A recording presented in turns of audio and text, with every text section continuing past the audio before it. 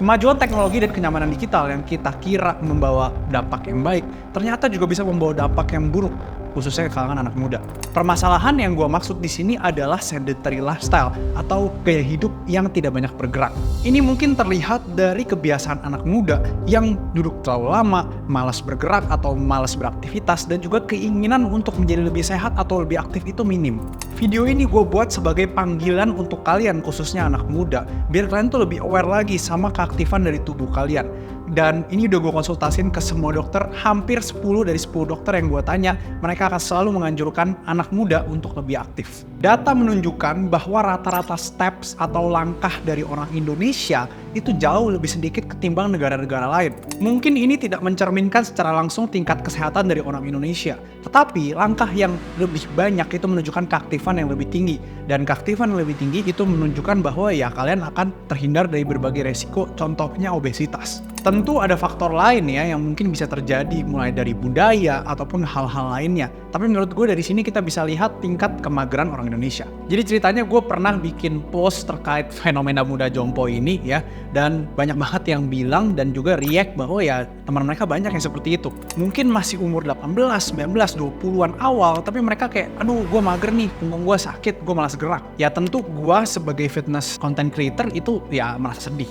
Jadi kalau kita trace back dari zaman bahla atau zaman dulu ya, manusia itu diciptakan sebagai makhluk yang nomaden atau makhluk yang berpindah-pindah tempat. Tapi karena kita mempunyai kepintaran yang lebih tinggi ketimbang mungkin binatang lainnya, kita jadi bisa untuk menciptakan sebuah lingkungan di mana kita hidupnya itu sedentary atau hidupnya lebih pasti di suatu tempat. Apakah ini buruk? Ya nggak buruk. Dari segi kenyamanan kita akan jauh lebih nyaman dan lebih pasti. Tapi dengan adanya perkembangan zaman ini, ketika kita memang semakin nyaman, ketika kita semakin gampang untuk mendapatkan fast food, kita lebih gampang untuk commute kemana-mana, kebiasaan kita, naluri kita sebagai seorang manusia yang memang awal diciptakan untuk bergerak itu turun. Padahal jika kita berjalan aja lebih banyak, jika kita mungkin stepsnya itu 7.500 sampai 10.000 steps per hari, kita ditunjukkan atau data menunjukkan bahwa memang manusia itu bisa menghindari berbagai macam penyakit. Bayangin ketika zaman dulu di mana kita harus berburu.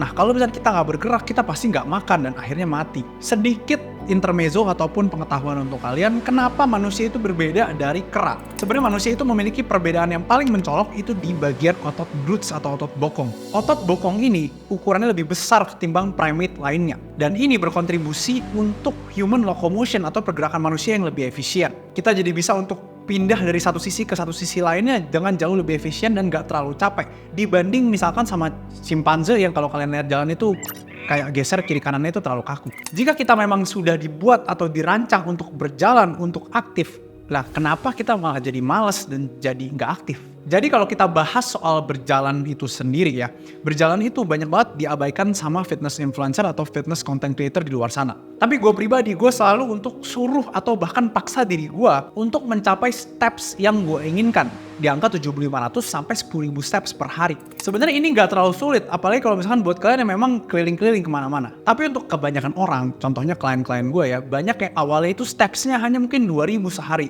yang itu targetnya sangat-sangat jauh dari apa yang gue targetkan. Emang berjalan itu bisa memberikan efek apa sih ke tubuh manusia? Yang pertama, kesehatan kardiovaskular sudah pasti akan jauh lebih baik karena berjalan itu membutuhkan jantung kalian untuk memompa darah lebih banyak. Dari sini aja kita bisa mendapatkan blood flow yang jauh lebih lancar dan juga recovery yang lebih cepat. Selanjutnya yang kedua, dari segi otot juga kaki kita akan dipaksa untuk bergerak sehingga otot-ototnya itu akan terpakai.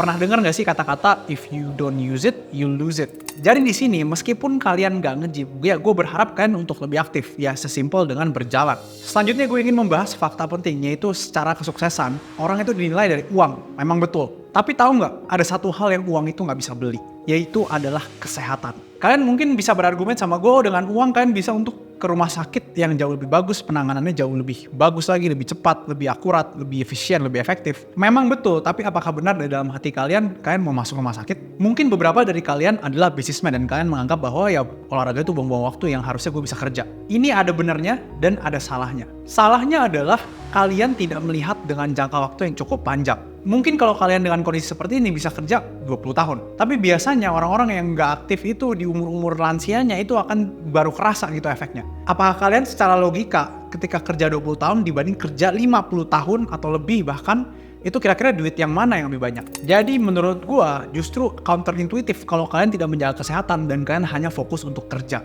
Tapi pada akhirnya, ingat di video ini tujuannya adalah gue ingin menyadarkan otak-otak kalian yang mungkin aja masih berpikir, oh nggak perlu aktif lah, besok aja.